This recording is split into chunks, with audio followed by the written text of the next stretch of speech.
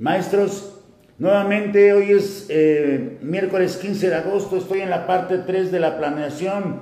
Estoy abordando en videos anteriores el aprendizaje profundo, el aprendizaje significativo y ahorita voy a abordar el aprendizaje situado. He venido hablando en otra serie de videotransmisiones sobre aspectos que tienen que ver con los principios pedagógicos. Desde hace algunas semanas atrás abordaba yo los principios pedagógicos y desde los principios pedagógicos estaba yo hablando del aprendizaje situado.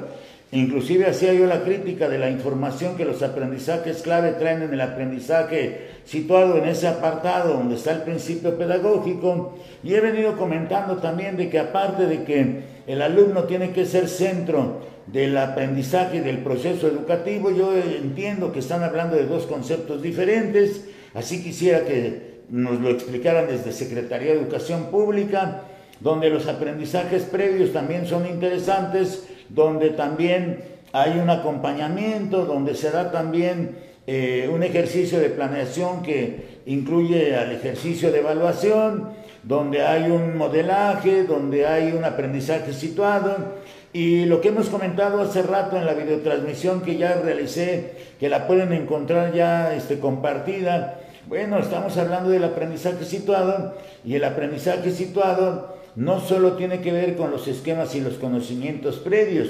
De hecho, hay referencias desde Díaz Barriga, por ejemplo, desde Frida, o desde Gerardo Hernández Rojas en su libro de estrategias cognitivas, donde están abordando también el aprendizaje situado, y en el caso, el documento de Frida Barriga que presentó en la Universidad de Baja California, que tiene que ver con el aprendizaje situado, de tal manera que el aprendizaje situado no solamente tiene que ver con los esquemas y los conocimientos previos, o tiene que ver con involucrar al estudiante en actividades de aprendizaje orientadas hacia la reflexión, por ejemplo, como también actividades en las que el maestro va a orientar a su estudiante hacia el análisis o hacia lo que sería el procesamiento complejo. Es decir, sí lo hace, pero no es todo, sino que hay una parte que es importante donde este enfoque tiene que ver con el contexto.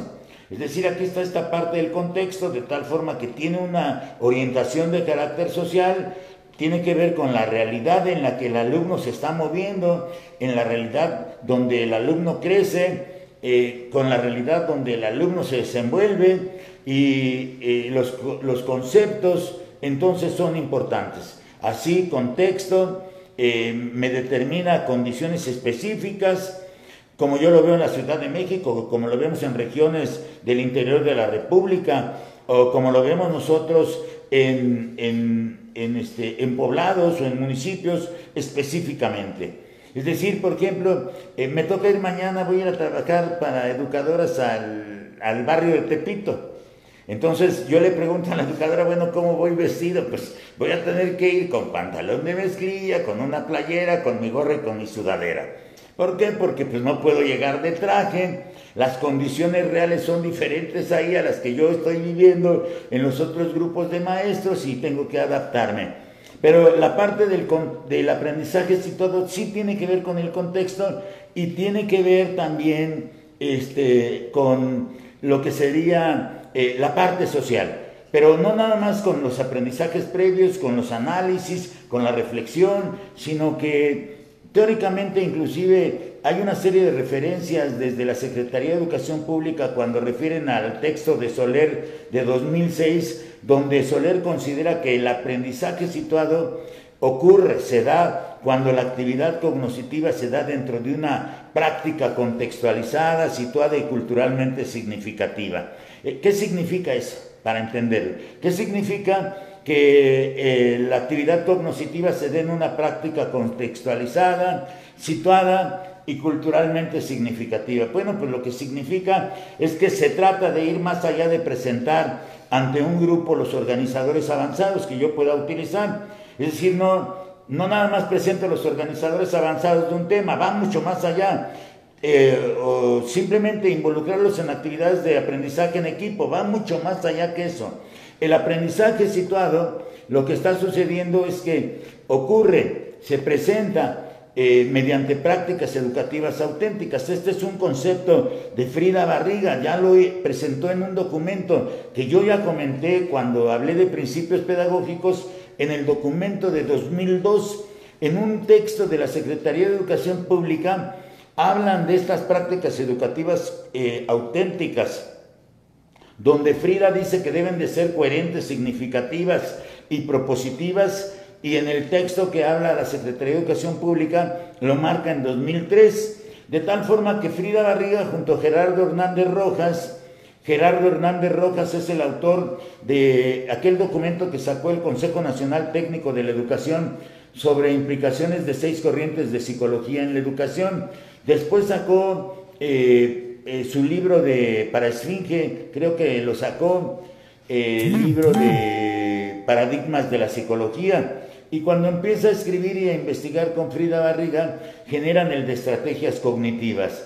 De tal forma que en el enfoque de lo que es el aprendizaje situado, el punto central es que el profesor diseña ambientes de aprendizaje. Por eso en la planificación, en el ejercicio del viernes, les están hablando de tipos de aprendizaje, les hablan de estilos de aprendizaje de los alumnos y les hablan de ambientes de aprendizaje o la idea de involucrar a los estudiantes en los contextos que sean adecuados. Y entonces para ello lo que hace el aprendizaje situado desde la parte de los teóricos es que recupera principios de la teoría sociocultural, del aprendizaje sociocultural que pueden encontrar en los libros de Gerardo Hernández Rojas, todo lo del aprendizaje sociocultural, y lo hacen porque ellos identifican a la cognición situada, que parte de la premisa de que el conocimiento situado se va dando, es situado porque es parte y producto de la actividad, es parte y producto de la actividad, del contexto y de la cultura en que se desarrolla y donde se utilizan los elementos. Y todo hacen esta relación entre Soler, entre Díaz Barriga, entre Gerardo Hernández Rojas, para señalar que la clave es que en todas las situaciones educativas en que participan los estudiantes, aprenden en un contexto, es decir, el contexto es fundamental, aprenden en un contexto que ellos llaman pertinente. Y lo que dice Díaz Barriga es que se trata de una experiencia que involucra el pensamiento, la afectividad y la acción. Así es que la clase más efectiva, desde mi punto de vista, es la clase más afectiva. Soy Manuel Quiles Cruz, maestros. Hasta luego. Gracias.